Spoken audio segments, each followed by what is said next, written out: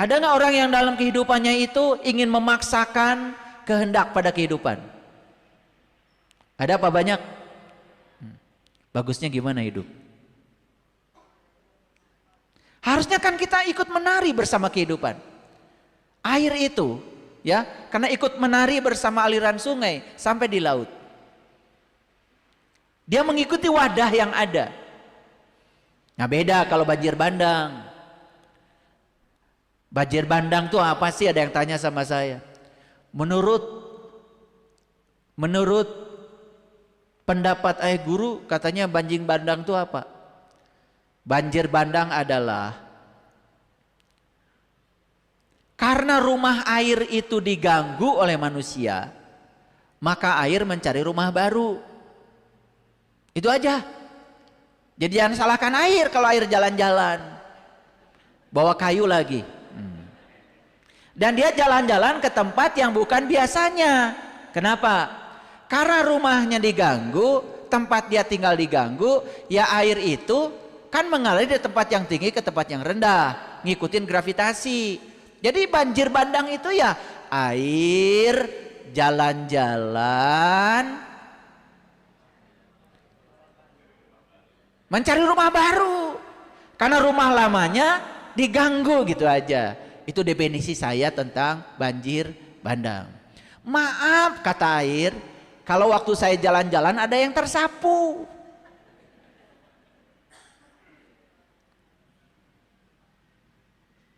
Ada yang berani nggak nyalain air?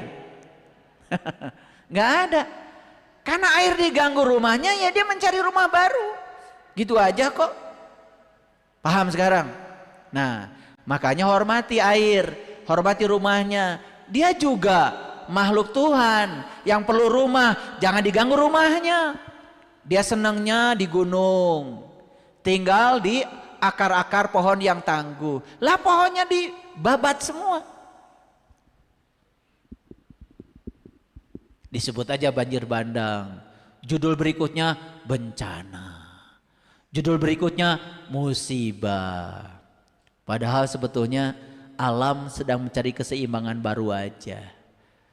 Makanya air itu kalau bisa bicara sebetulnya bilang begini sama saya. Maaf ya, waktu saya jalan-jalan ada yang kesapu. Ya, oke lanjut. Bapak Ibu, ada nggak yang sibuk hidupnya? Tetapi dia sendiri tidak tahu makna dari hidupnya. Tetapi pada saatnya dia akan mengalami satu situasi, kok saya ini sibuk terus, tapi kok saya tidak mendapatkan makna dari kesibukan saya. Hidup terasa kosong. Apa yang dilakukan terasa tidak ada artinya. Pernah nggak mengalami situasi seperti itu Bapak Ibu? Pernah ya? Nah, ada juga yang sharing sama saya. Rasanya saya sudah sholat, yang wajib sudah dilakukan, yang sunnah juga sudah dilakukan. Ya, karena saya, ya kok hidup saya begitu-begitu saja. Giliran marah-marah, giliran tersinggung-tersinggung. Kenapa? Jangan-jangan karena kita sibuk tetapi tidak pernah berpikir tentang esensi dari kesibukan kita sendiri. Kita sibuk dalam keadaan kehilangan makna. Banyak kayak gitu Bapak Ibu. Nah, itu sebabnya kita harus menarik diri. Harus ada jeda sedikit.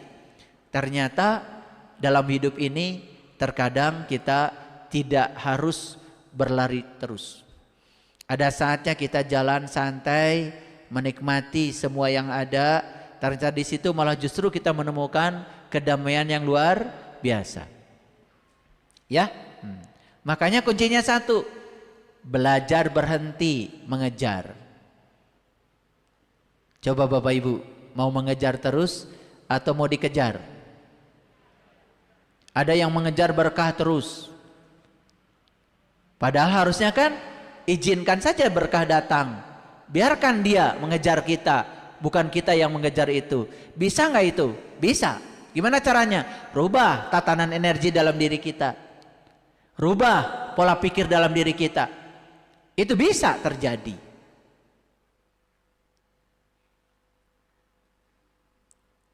Orang yang sekarang masih mengejar surga, tahu nggak?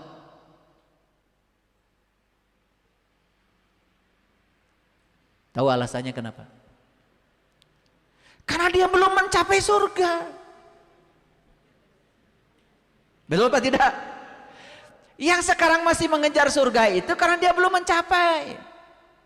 Kalau yang sudah mencapai, dia tidak mengejar surga, dia sudah menjadi surga itu sendiri. Selesai. Ada nggak orang yang takut neraka sekarang? Tahu nggak penyebabnya? Karena dia masih tinggal di neraka, belum bisa melampaui neraka itu. Kalau sudah melampaui, nggak takut, udah pengalaman. Betul nggak? Itu. Makanya ada kata-kata bijak begini. Orang-orang yang berkesadaran bahkan sudah tidak membutuhkan iman. Kaget? Kaget apa tidak? Emang mengerti kata-kata saya? Kok kaget, ngerti juga enggak? Lihat saya semuanya. Iman itu jembatan Bapak Ibu. Iman itu bukan tujuan. Sekarang saya mau tanya, ada nggak orang yang tinggal di jembatan? Ada apa tidak? Jembatan itu buat apa? Buat nyebrang, nggak ada buat tinggal. Nah iman itu buat nyebrang. Kalau sudah nyebrang, sudah sampai di tujuan, kan tidak melirik jembatan lagi. Tujuan iman itu kesadaran. Puncaknya iman itu kesadaran. Jadi tugasnya iman itu melahirkan kesadaran. Kalau kesadaran sudah lahir, dia sudah tidak perlu iman. Sudah sadar. Sudah menjadi kesadaran itu sendiri. Bahkan keimanan yang sudah menjadi sadar, nampak menjadi sesuatu yang menakjubkan.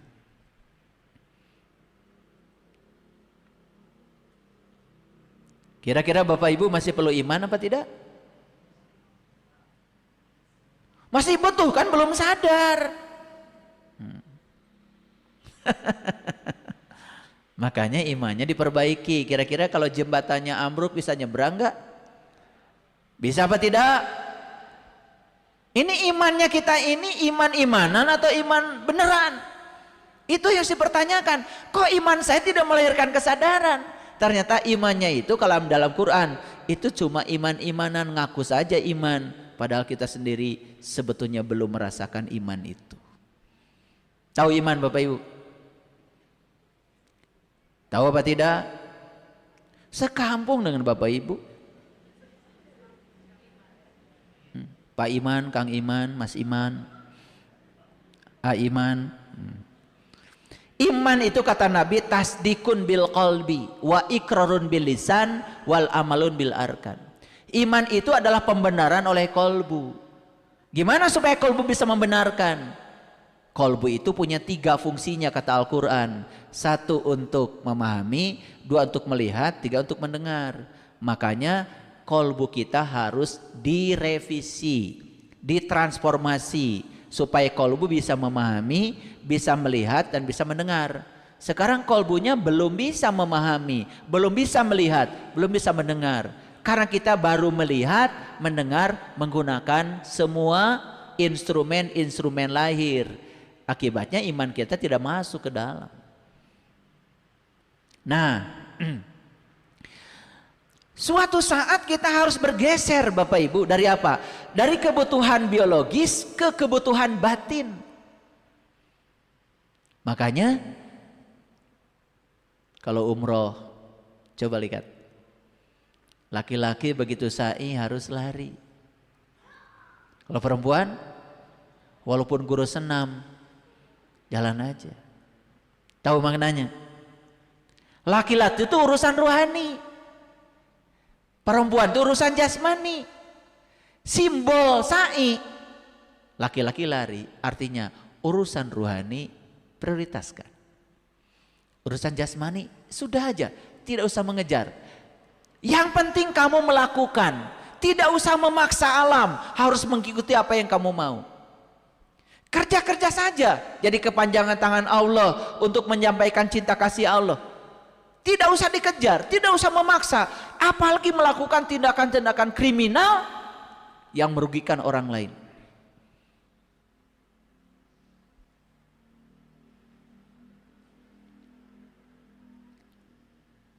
Kalau bagi waris, laki-laki berapa bagian, Bu? 2. Perempuan? Ngerti warisan apa itu? Duit? Harta? Kasihan kalian itu. Di Quran tuh nggak ada urusan warisan harta, tanah, rumah, nggak ada. Deposito nggak ada. Coba baca di Quran. Summa aurasnal kitabal ladina stofaina faminhum dzalimun li nafsi faminhum muqtasid faminhum syabiqun bil khairat biiznillah. Yang diwariskan oleh Tuhan itu, ya cerita tentang waris itu kitab. Mana kitab?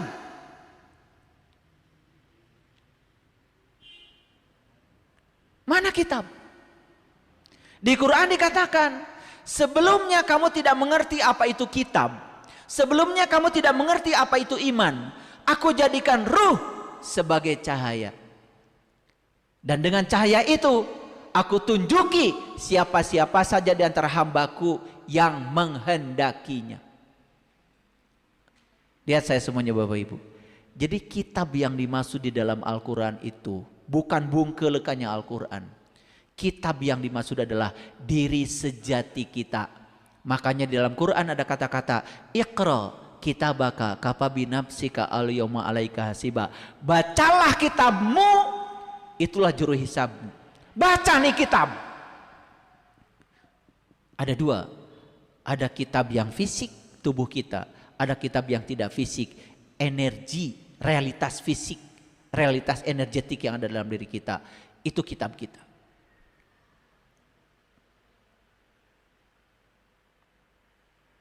Makanya kata Allah, aku wariskan kitab ini kepada abdi-abdi yang terpilih di antara abdi-abdi kami.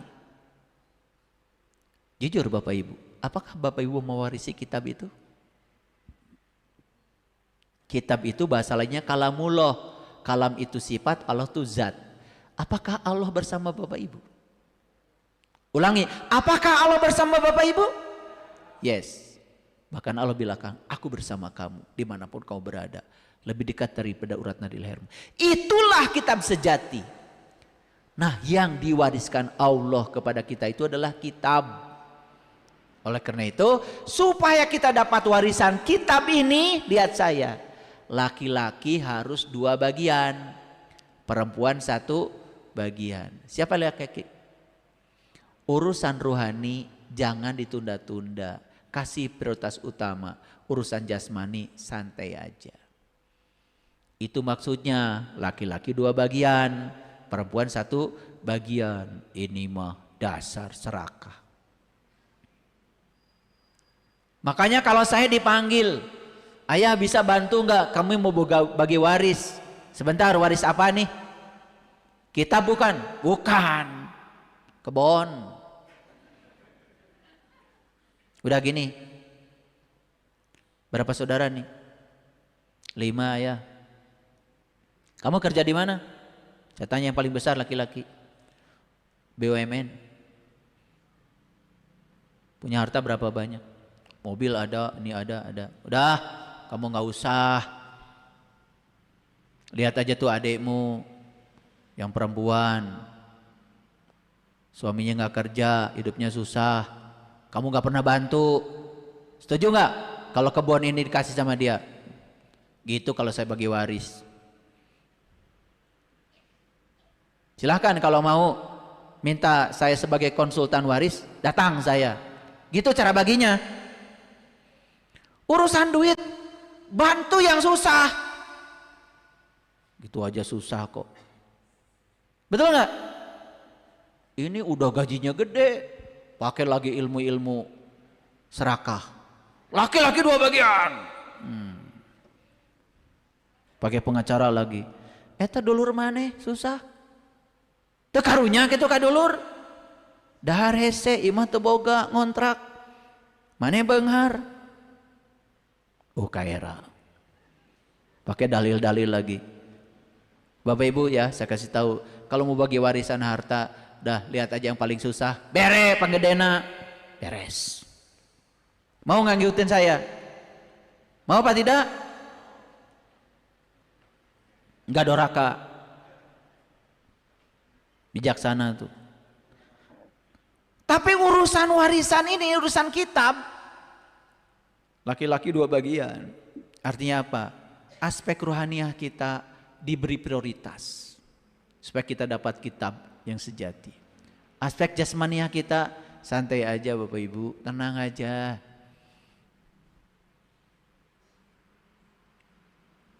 Nah, jadi pada saatnya nanti manusia akan sampai pada tahap di mana kebutuhan biologis ini ternyata kepuasan yang bersifat sementara.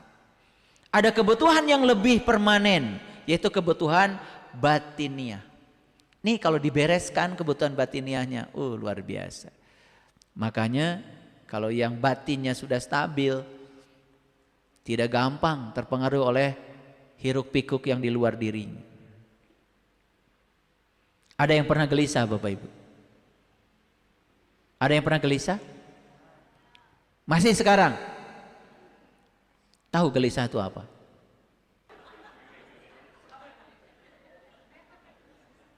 Gelisah itu undangan bagi kita. Undangan nih gelisah itu. Rasa gelisah itu panggilan dari diri kita, dari dalam diri kita. Kamu jalannya terlalu jauh. Kata Allah, pulang ke jati dirimu. Jadi gelisah itu gitu aja pesannya. Jadi kegelisahan itu menurut Bapak Ibu bagus apa tidak? Bagus. Kalau kita paham itu adalah undangan. Undangan supaya kita pulang. Waktu Bapak Ibu gelisah terus apa yang dilakukan? Gapleh.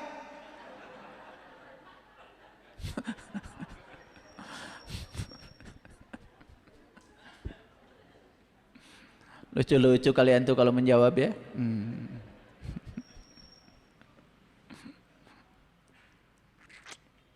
Jadi kalau kita gelisah itu adalah alarm dari semesta. Jalan kamu terlalu jauh. Kamu terlalu menyimpang jauh dari diri sejatimu. Jadi ketika gelisah itu cari cara supaya kita bisa pulang dan selaras. Selaraskan pikiran dan perasaan dengan tarian semesta. Begitu selaras, hilang tuh gelisah itu. Sesederhana itu Bapak Ibu. Nah, kembali lagi pada judul kita. Kira-kira menurut Bapak Ibu, di dalam diri kita tuh masih ada nggak topeng yang harus diruntuhkan? Nah, kalau menggunakan bahasa Al-Quran, orang yang bertopeng itu dalam bahasa Al-Quran, maaf ya, bukan saya menilai. Menurut bahasa Al-Quran, orang yang bertopeng itu disebut sebagai orang yang munafik. Yuk kita baca ayatnya sekarang. Ya, lihat ayat ini. Ini Quran surat An-Nisa sering saya sampaikan, tapi hari ini saya akan kasih penjelasan lebih detail lagi. An-Nisa 142. Ya, kita baca ya. Bahasa Arabnya takut gak percaya. Innal munafiqin, sesungguhnya orang munafik itu yukhadi'unallah. Dia suka menipu Allah. Jadi orang munafik itu suka menipu Allah. Kalau saya tanya Bapak Ibu, apakah Bapak Ibu pernah menipu Allah? Amit, amit. Tapi Bapak Ibu pernah bohong nggak?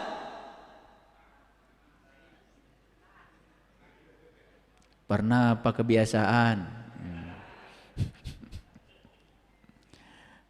Bapak Ibu ketika berbohong ada yang ngingetin nggak di dalam? Ada yang menyaksikan nih? Kok kamu bohong? Ada nggak? Siapa yang menyaksikan itu?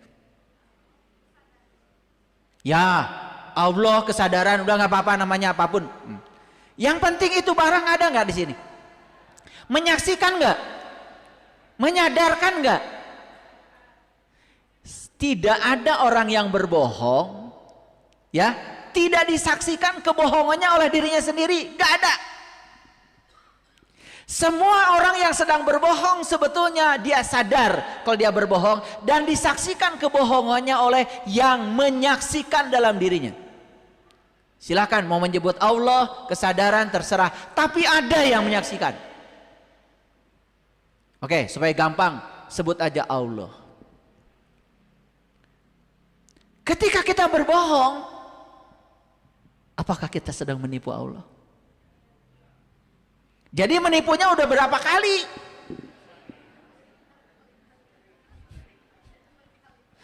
Ditanya tadi, apakah ibu bapak orang munafik? Apakah bapak ibu pernah menipu Allah? Apalagi, masa saya berani nipu Allah? Begitu tanya, pernah berbohong? Dibedakan pertanyaannya baru jujur. Oke. Tapi ini kata Allah kaitannya dengan sholat nih Bapak Ibu. Perhatikan. Sesungguhnya orang munafik itu menipu Allah. Tahu nggak menipu? Menipu itu seperti menghadap padahal enggak. Jujur ini saya tanya nih. Pertanyaan ini lebih jujur lagi. Bapak Ibu kan suka sholat. Katanya menghadap kepada Allah. Menghadap, emang Allah di depan gitu?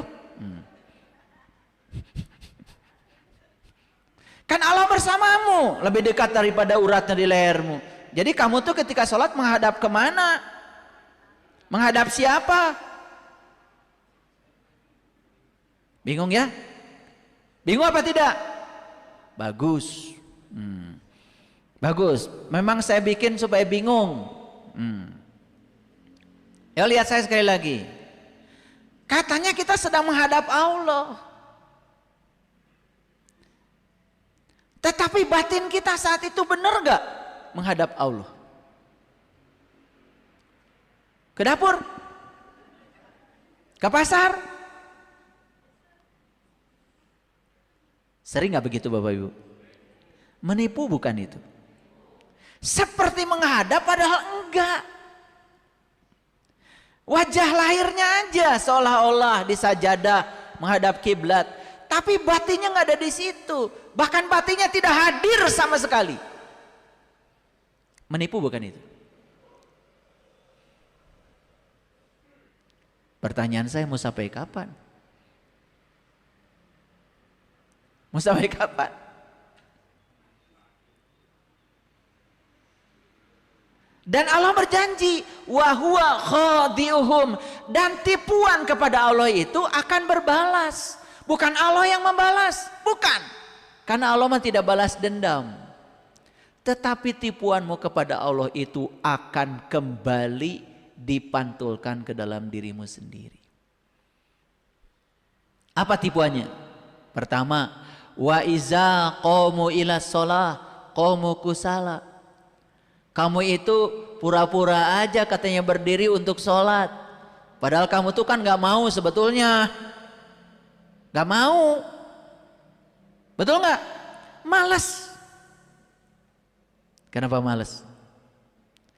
Karena tidak merasakan rasa apa-apa ketika sholat. Pernah gak Bapak Ibu malas makan? Kapan? Lagi sakit. Jadi orang yang malas sholat itu sakit. Sakit apanya? Sakit jiwanya, sakit batinnya. Kenapa?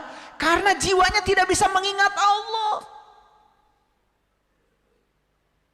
Malah jiwanya melekat pada yang selain Allah. Urusan cicilan, urusan itu, urusan ini hadir ketika sholat. Lunas tentu.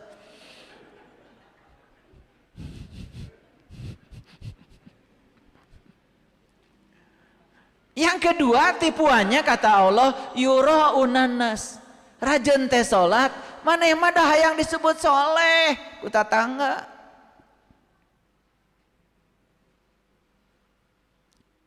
Isin atuh itu salat mah ku Pak RT.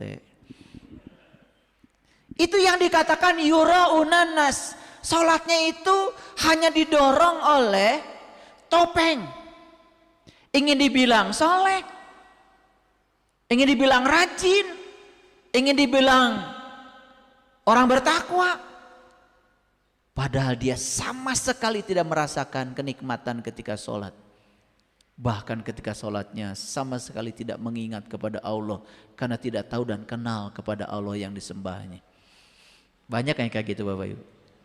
Yang ketiga kata Allah, wala yazkurunallaha illa qalila. Bahkan ketika sholatnya itu ingat Allahnya sedikit sekali. Ingat ya, ketika sholat aja ingat Allahnya sedikit. Komo lamun keter sholat, gak ada ingat Allah. Segala hal didobrak. Bahkan Allah jadi sumpah sasaran palsu. Makanya yang seperti ini kata Allah nih dalam Al-Quran. Mudabdabina baina zalik. Mereka dalam keadaan ragu-ragu antara ya dan tidak. Lihat Bapak Ibu saya. Mudabdabina baina zalik itu artinya menggantung. Ya enggak, tidak enggak. Yuk sekarang. Bapak Ibu punya HP. Ya enggak, tidak enggak. Error. HP kita itu kalau ya, ya. Begitu dihidupkan hidup. Begitu dimatikan mati. Itu. Ya atau tidak. Tetapi kalau dia hidup tidak, mati tidak. Itu namanya error. Saya mau nanya ibu bapak. Ya. Tidak. Atau di antara ya dan tidak? Error. Makanya error. Nggak jelas. Nih Bapak Ibu lihat saya. Saya tidak bisa mengatakan ya kalau saya belum membuktikan. Ya tidak aja saya. Dan saya juga tidak mau ngikut-ngikut kebanyakan orang. Maaf Bapak Ibu. Saya dulu dalam pencarian saya pernah mengalami situasi di mana ini sholat saya buat apa? Dan saya jujur, ya dari kecil saya diajarkan itu tidak bisa mencegah dari perbuatan keji dan munkar. Ada yang salah, saya bilang pada saya. Dan saya mengatakan, tidak, bukan begini. Sampailah saya pada suatu saat menjadi ya. Sekarang saya sholat, benar-benar sholat. Bukan karena pahala, bukan karena surga, bukan takut neraka. Ya karena saya sudah tahu yang harus saya sembah. Sudah bisa saya mengingatnya. Berdiri, duduk, berbaring. Tidak ada yang bisa saya lupakan kecuali dia. La ilaha illallah. Bahkan saya juga tidak ada, yang ada cuma dia. Ternyata sholat yang semacam ini, inilah yang akan bisa mengantarkan kita untuk tercegah dari perbuatan keji dan munkar. Makanya orang munafik itu kata Quran, mudabdabina baina zalik. Mereka dalam keadaan ragu-ragu antara ya tidak. Makanya lebih bagus kalau hidup udah aja. Bapak Ibu tahu apa tidak? Bilang aja. Kalau tahu bilang tahu. Kalau tidak bilang tidak. Sekarang saya tanya pertanyaan saya. Apakah Bapak Ibu tahu dan kenal kepada Allah?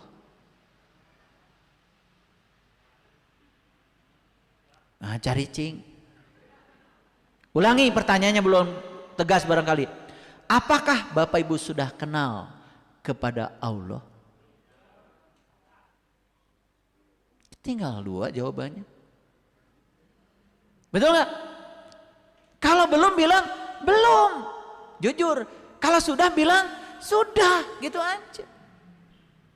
Jangan berdiri di antara ya dan tidak. Mudabdabina baina zalik. Itulah orang munafik. Makanya orang munafik itu susah dapat kebenaran. Makanya saya masih dengar kata-kata saya tadi. Syarat untuk dekat dengan kebenaran, jadilah orang yang tidak tahu.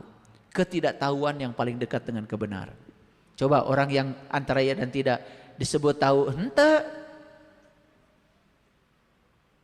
Disebut tidak tahu juga pura-pura tahu. Maka yang paling berbahaya kata Imam Al-Ghazali adalah orang yang tidak tahu, tetapi dia tidak tahu kalau dia tidak tahu. Dia pakai topeng, seolah-olah dia yang paling tahu. Karena setiap hari kerjanya memberi tahu, padahal dia itu tidak tahu. Cuman dia tidak tahu kalau dia tidak tahu. Bahaya nggak kayak gitu? Bahaya. Oke, Bapak Ibu. Jadi apa yang disebut dengan mudabdabina baina zalik? Nih kata Quran, la ilaha ulai wala ilaha ulai. Tidak masuk golongan ini, tidak masuk golongan itu. Gak jelas. Tidak masuk golongan ini, tidak masuk golongan itu, karena dia berdiri di antara ya dan tidak. Sok atuh Bapak Ibu mau gimana sekarang? Mau gimana? Mau ya atau tidak? Kalau mau belajar, belajarlah. Ya. Kalau tidak, tidak. Itu baru benar. Mau nggak saya ajarin? Iya. Kalau mau yang benar. Serius, saya bimbing. Kalau tidak, tidak. Jangan datang ke sini. Jangan datang ke sini dalam keadaan antara ya dan tidak. Percuma Bapak Ibu. Tidak akan menjadi siapa-siapa. Saya perhatikan ya, orang-orang yang belajar dengan saya adalah para pemberani yang mengatakan ya atau tidak. Keren. Jadi jelema. Ini mah golongan ini bukan, golongan itu bukan. Makanya munafik itu di antara iman dan kafir. Di antara. Disebut iman itu.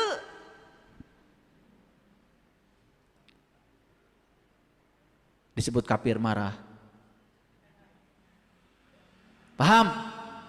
Ulangi. Disebut orang beriman, dah bukan. Kan belum tahu Allah. Gak bisa ingat sama Allah. Disebut orang kafir marah. Akibatnya di antara iman dan kafir, masuklah namanya munafik. Disebut Musa lain, disebut Fir'aun ngamuk. Makanya jadi musafir. Paham? Gitu. Terserah, bisa 1/4 Musa, 3/4 Fir'aun. Ya lumayanlah musafir dalam perjalanan. OTW. Ini Fir'aun OTW menuju Musa gitulah. Sudah berapa? Ya nggak tahu. Tapi itu masih di antara ya dan tidak. Saya tantang. Mau jadi Musa atau Fir'aun? Musafir. Mau Musa atau Fir'aun?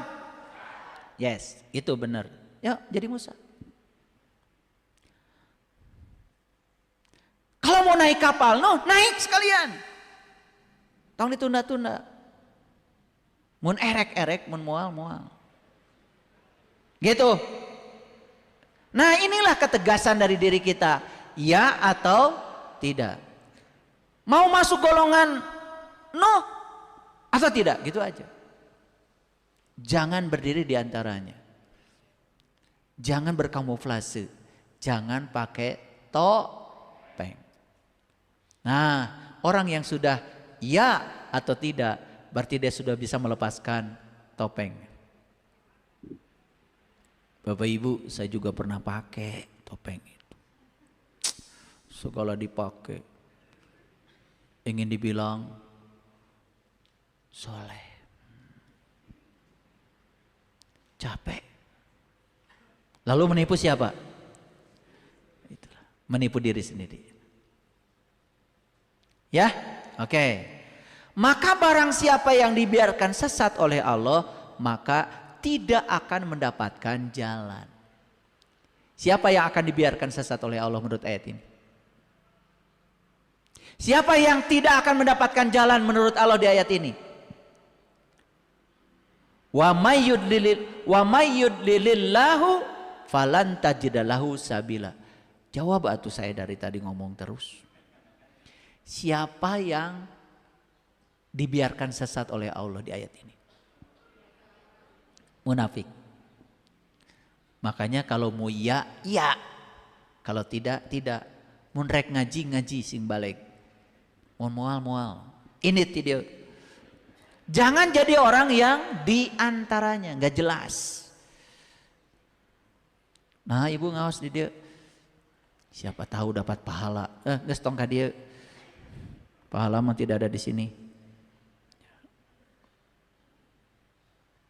Saya tidak menawarkan pahala. Saya menawarkan kesadaran. Saya menawarkan surga di sini saat ini sekarang. Saya tidak menawarkan yang ilusif. Karena Quran tidak menawarkan yang ilusif. Quran menawarkan ya atau tidak. Makanya lihat bahaya orang munafik itu. Bahaya kalau jadi pejabat, bahaya. Berkamuflase. Pura-pura baik padahal enggak. Pura-pura jujur padahal korupsi. Itu. Dan alam semesta ini rusak oleh orang yang berdiri di antara ya dan tidak. Mudabdabina baina zalik. Itu yang kata Allah, menggantung. Makanya menggantung tuh bahasa Jawanya gandul. Tahu buah gandul? Tahu apa tidak? Pepaya, kates itu oleh Sunan Kalijogo disebut gandul. Makanya Sunan Kalijogo itu menitipkan pesan pada kita, kalau hari raya Idul Fitri, Idul Fitri kembali kepada kesucian, kembali pada jati diri, maka kamu harus merayakannya dengan kupat. Kupat itu luarnya janur, dalamnya nasi. Apa artinya? Sejatinya nas itu adalah nur. Makanya bikin kupat, gak ada pakai daun kelapa tua, semua pakai daun kelapa muda. Mual payu. Ibu-ibu sering bikin ketupat kan? Iya. Itu pesannya. Makan ketupat di zaman Sunan Kalijogo bukan dengan opor ayam. Ngarang. Makanya pakai sayur gandul. Sayur itu bahasa Jawanya jangan. Jadi sayur pepaya itu artinya jangan gandul. Itulah di Quran disebut mudabdabina baina zalik. Jangan jadi orang munafik.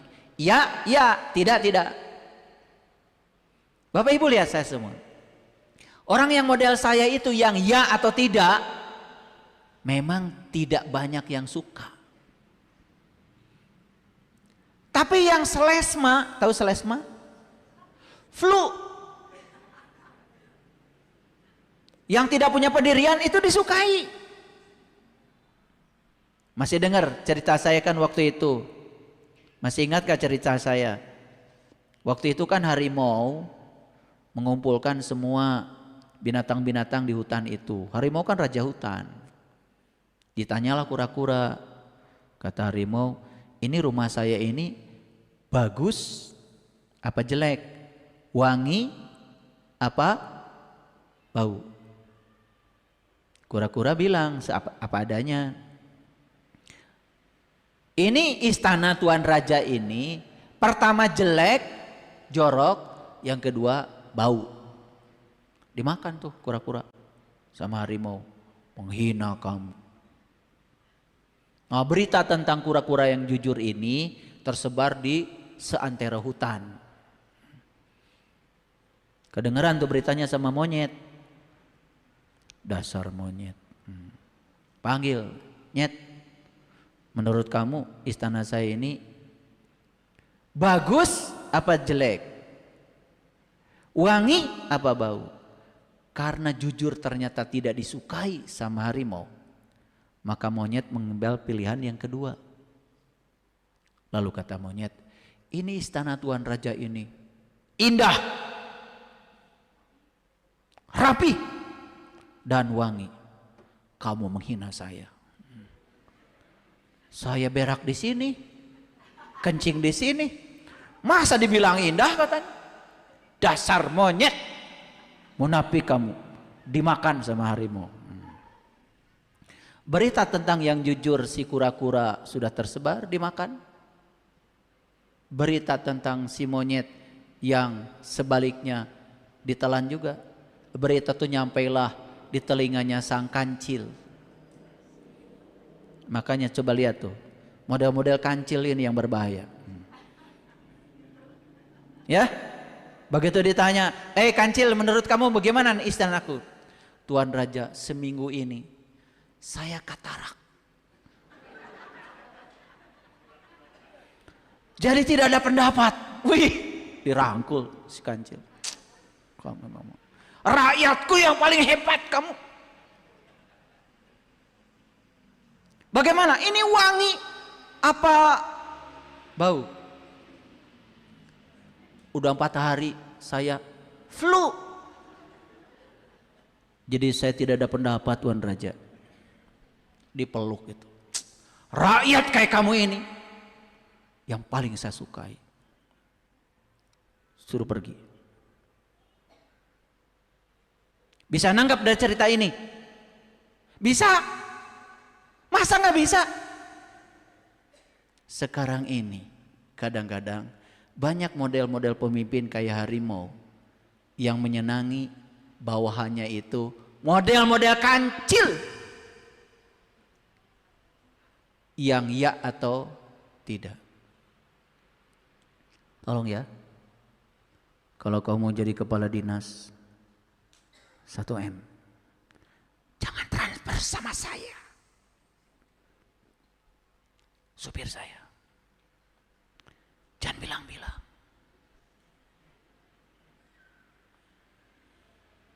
Kalau model kura-kura, jawabnya apa? Daripada harus nyogok sama Anda, lebih bagus saya tidak jadi kepala dinas. Kura-kura dimakan. Betul nggak? Ya, ini yang selesma ini aman. Betul nggak?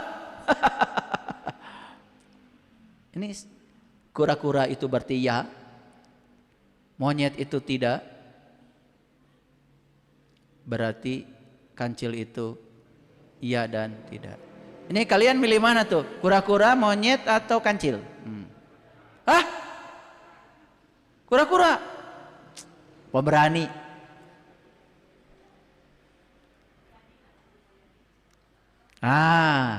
Itulah kita butuh pemimpin yang begitu.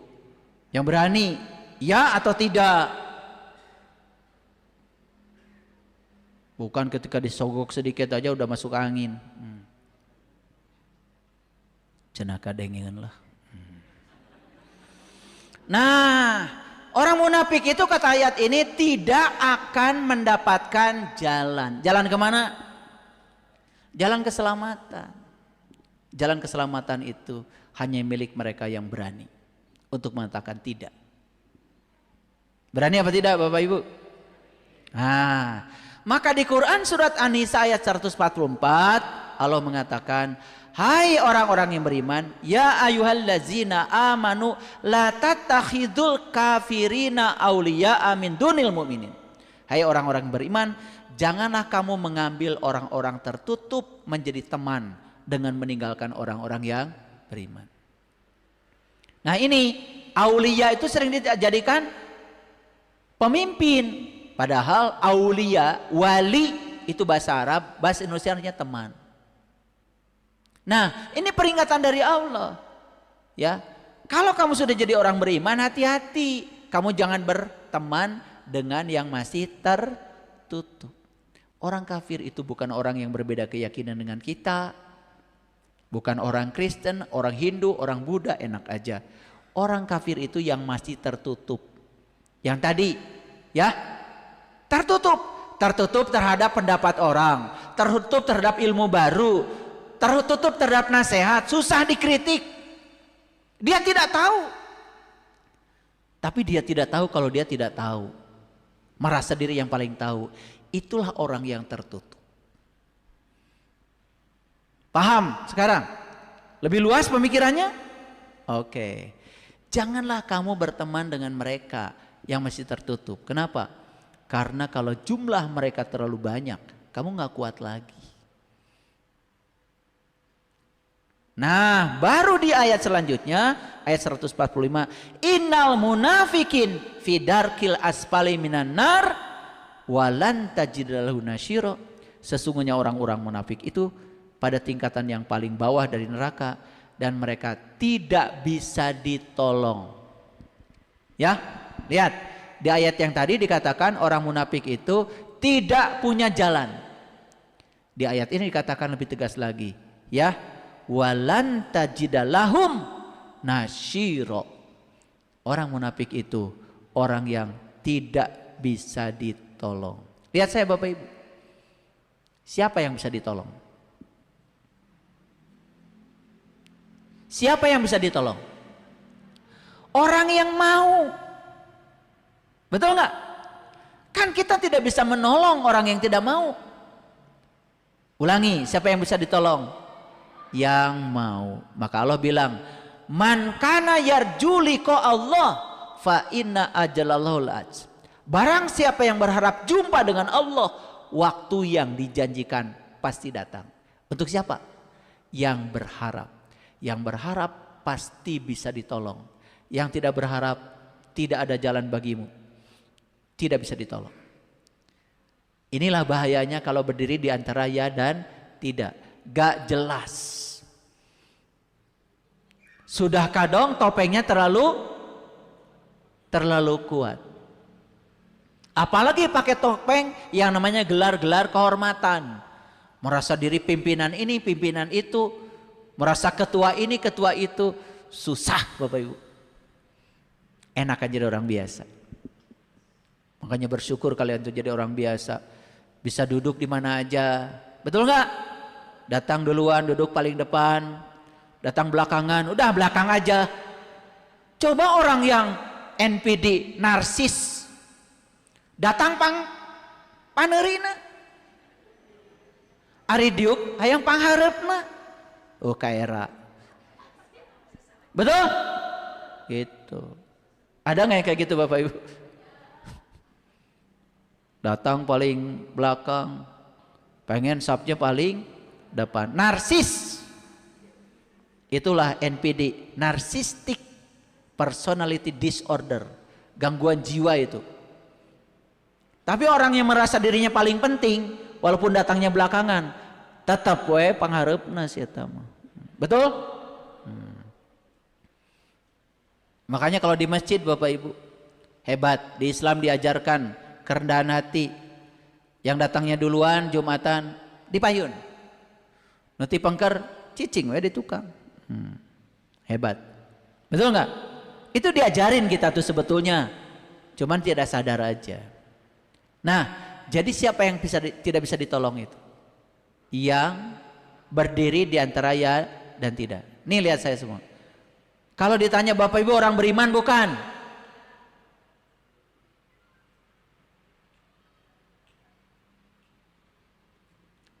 Jawab pertanyaan saya. Bapak Ibu orang beriman bukan?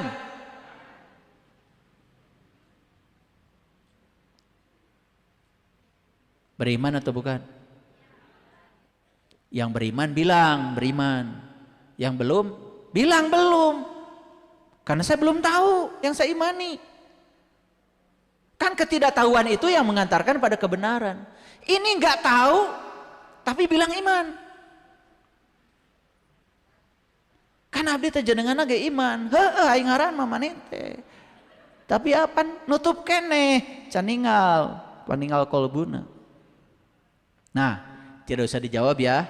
Apakah Bapak Ibu orang beriman atau tidak? Jawab sendiri ya. Tapi jangan berdiri di antaranya.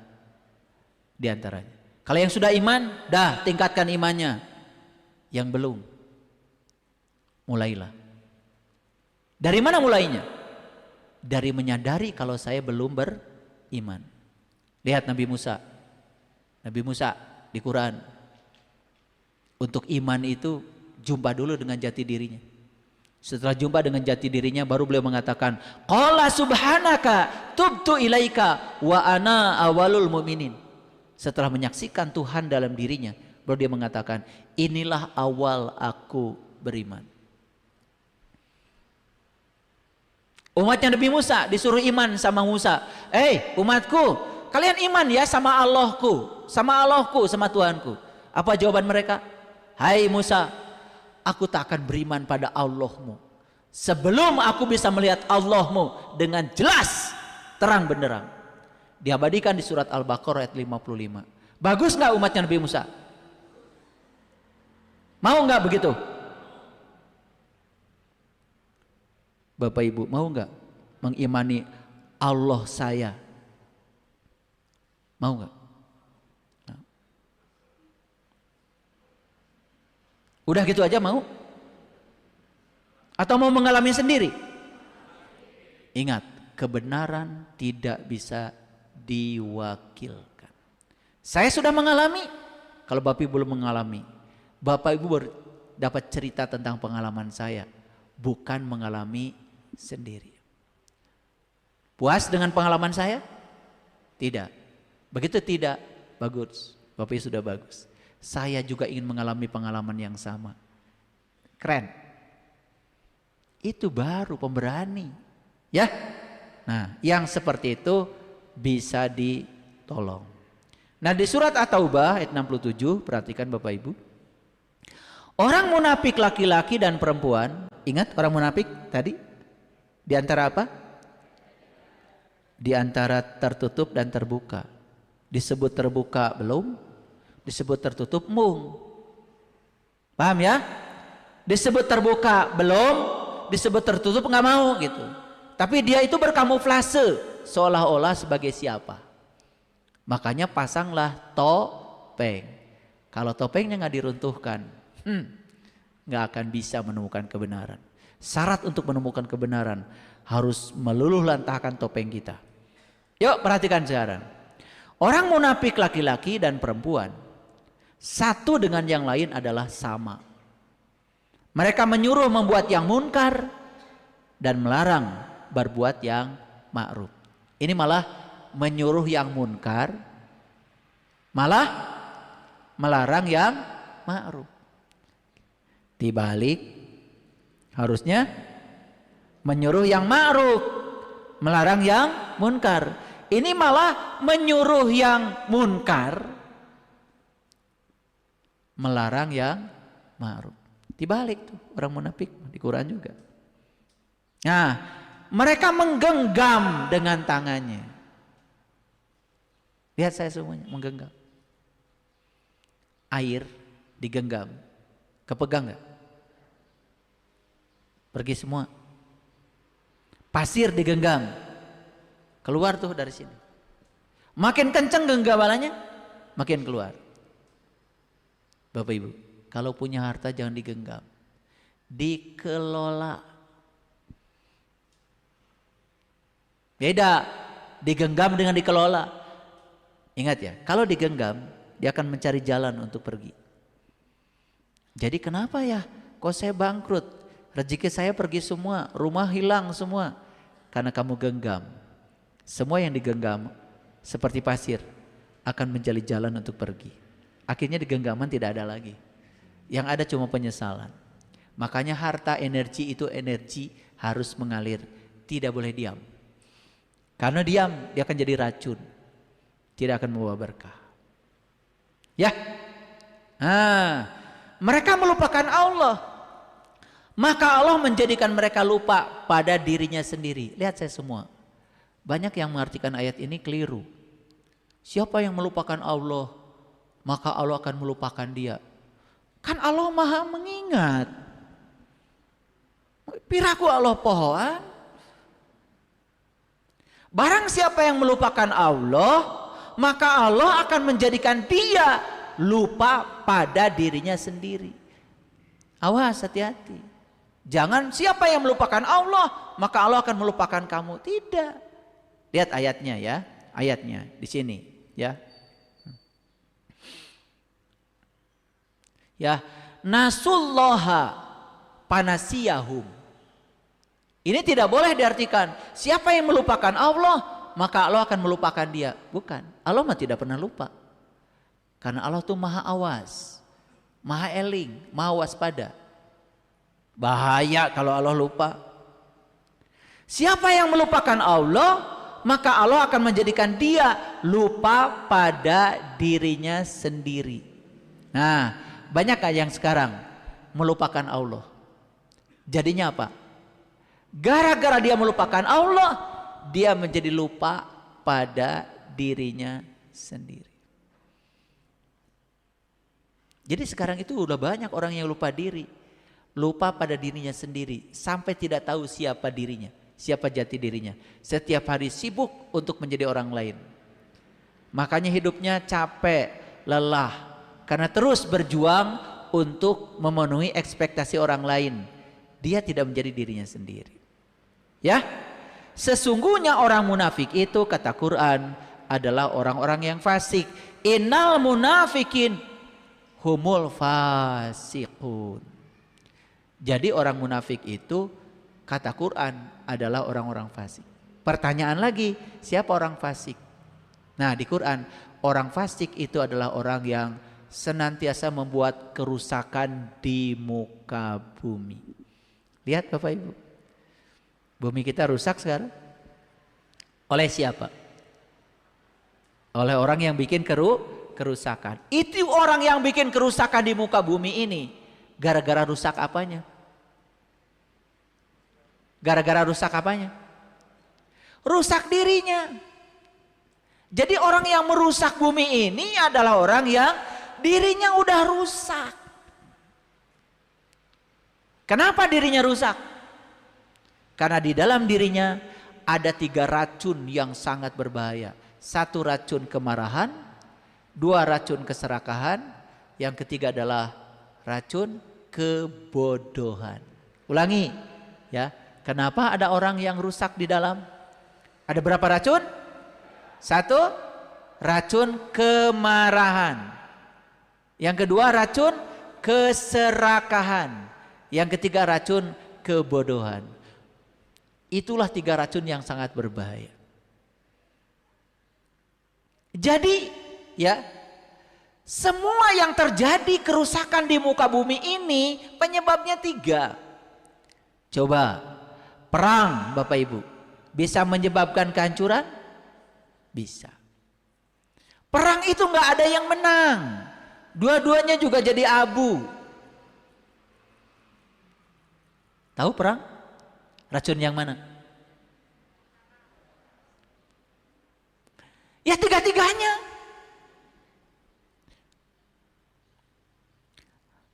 Racun kemarahan ada? Ada. Kenapa marah? Marah itu berasal dari ketakutan. Makanya negara yang menginvasi negara lain itu karena takut dengan ancaman negara lain walaupun tidak diancam. Lalu dia mengancam duluan. Marah itu berasal dari rasa takut Bapak Ibu. Coba sekarang saya mau nanya. Katanya di Sumatera ada orang yang mengalih fungsikan hutan.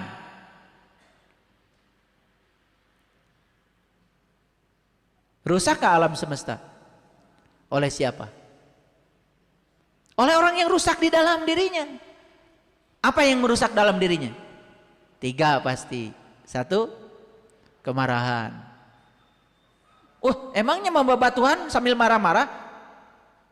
Membabat hutan sambil marah-marah? Bukan. Takut kekurangan uang, takut nggak kebagian. Jadi ingat, kemarahan itu berasal dari ketakutan. Takut keduluan dibabat orang lain. Wujudnya adalah kemarahan. Yang kedua, wujud yang kedua adalah keserakahan. Luar biasa ya. Keserakahan manusia menyebabkan jutaan hektar lahan ludes. Menurut teman-teman yang menghitung, ya, hutan yang ludes di Sumatera itu 2 kali Pulau Bali yang ludesnya aja. Kalau dihitung yang ludesnya ini, hutan yang hilang 2 kali Pulau Bali yang ludesnya aja. Luar biasa. Jadi wajarlah kalau air marah karena air rumahnya diganggu. Jadi orang munafik itu ternyata orang fasik. Nah, kata Quran, kalau sudah munafik berikutnya bahaya Bapak Ibu. Ujungnya jadi fasik. Kalau sudah fasik membuat kehancuran bagi semesta.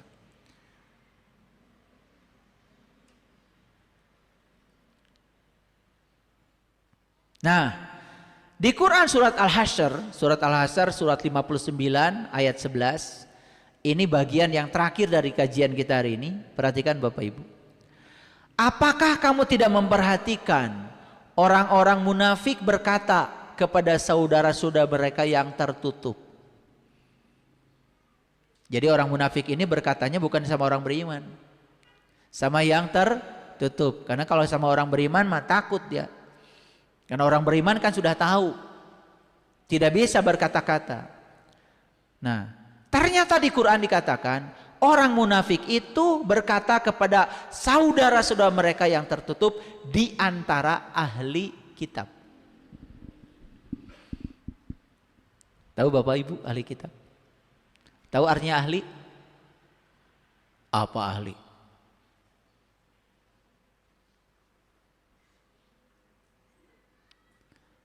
Keluarga, bahasa Arabnya ahli. Tahu nggak ahli? Ahli itu dekat.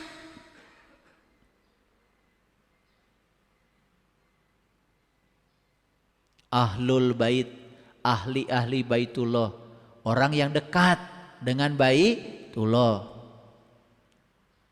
Makanya ahli dalam bahasa Arab, bahasa Indonesianya keluarga.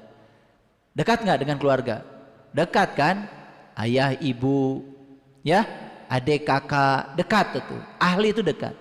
Jadi ahli kitab artinya apa? Dekat dengan kitab. Rajin baca tiap hari tapi tengarti. Paham sekarang? Makanya ya di Quran dikatakan orang-orang munafik itu berkata kepada saudara-saudara mereka yang tertutup di antara ahli kitab. Jadi ahli kitab itu artinya apa? Dekat dengan kitab tetapi tidak mengerti isi kitab. Paham sekarang? Nah, makanya lebih bagus ya atau tidak. Sesungguhnya jika kamu diusir, niscaya kami pun akan keluar bersamamu. Orang munafik begitu. Dan kami selama-lamanya tidak akan patuh kepada siapapun. Dan jika kamu diperangi, pasti kami akan membantu kamu. Dan Allah menyaksikan bahwa sesungguhnya mereka benar-benar pendusta. Si orang munafik itu begitu, gampang janji. Tenang aja. Kalau kamu diperangi, saya di belakangnya. Ya di belakang. Paham? Iya, gak muncul di depan. Sian pae. Kalau kamu ada yang memerangi, saya di belakangnya. Benar gak kata-kata itu? Ya dasar orang munafik. Tidak di depannya, di belakangnya. Dasieun. Orang munafik begitu. Suka menjanjikan sesuatu padahal pada waktunya dia tidak ada. Maka kata Allah, orang munafik itu, kata Allah, ya, wallahu yashhadu innahum lakazibun, ya, dan Allah menyaksikan bahwa sesungguhnya mereka itu benar-benar pendusta. Bapak Ibu, lihat saya semuanya. Orang yang tidak tahu Tuhan, tapi dia bilang, oh saya sudah tahu. Siapa yang didustakan oleh dia? Dirinya sendiri. Karena dia berada di antara ya dan tidak. Disebut beriman, enggak. Disebut tertutup, enggak mau. Nah dia berdiri di antara itu mencari tempat yang aman. Padahal itu tempat yang paling tidak aman. Kenapa? Ujungnya perjalanan orang munafik adalah fasikun.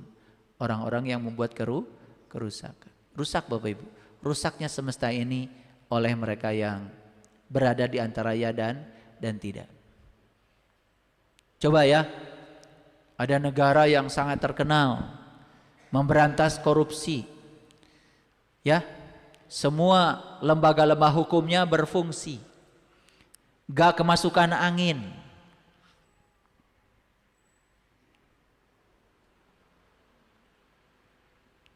Saya punya pengalaman. Yang punya pengalaman anak saya. Ditipu sama temannya. Miliaran. Ya, tidak ada tempat untuk mengadu.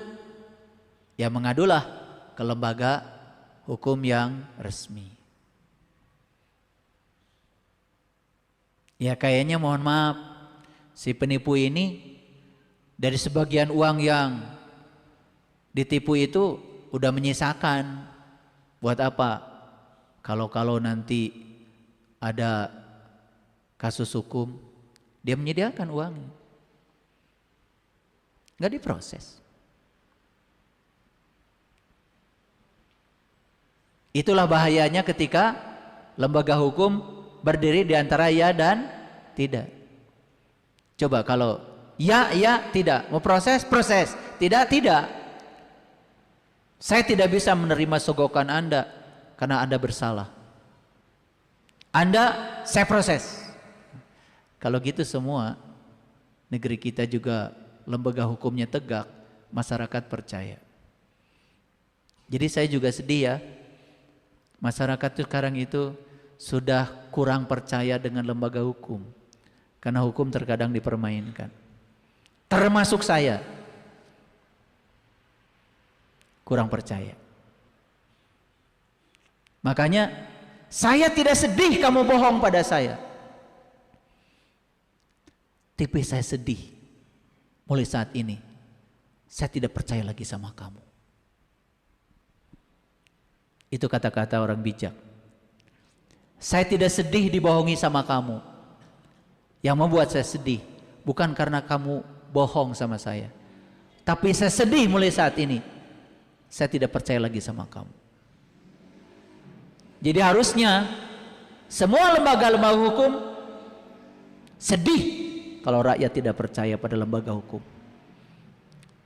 Bayangkan kalau rakyat kemudian membuat jalanan sebagai pengadilan. Bahaya enggak? Bahaya. Makanya di kajian ini saya menyeru pada teman-teman yang diamanahi oleh Allah di lembaga-lembaga hukum, jangan mempermainkan hukum. Ya atau tidak. Jadi semakin jelas kemunafikan menghasilkan kefasikan dan kefasikan selalu membuat kerusakan. Jadi bibit kerusakan alam semesta ini bermula dari kemunafikan. Karena tidak bisa berkata ya atau tidak. Sogok menyogok itu bermula dari kemunafikan. Tidak tegaknya hukum bermula dari kemunafikan. Hancur gak alam semesta ini? Bahkan yang salah bisa dihukum, yang benar bisa bebas. Dan ini mengerikan. Kalau pengadilan sudah pindah ke jalanan, ini sangat mengerikan. Yuk kita dukung semua lembaga-lembaga hukum bisa kembali ke jalurnya masing-masing, sehingga NKRI ini menjadi negara yang aman kalau hukumnya tegak. Setuju Bapak Ibu? Oke. Jadi kajian ini judulnya apa? Lupa. Apa judulnya tadi? Meruntuhkan topeng sosial yang rapuh, yang membelenggu diri. Ada di mana topeng itu? Di mana? Di diri kita masing-masing. Mau nggak meruntuhkan topeng itu? Yuk runtuhkan. Ya atau tidak? Bapak Ibu akan jadi orang-orang hebat.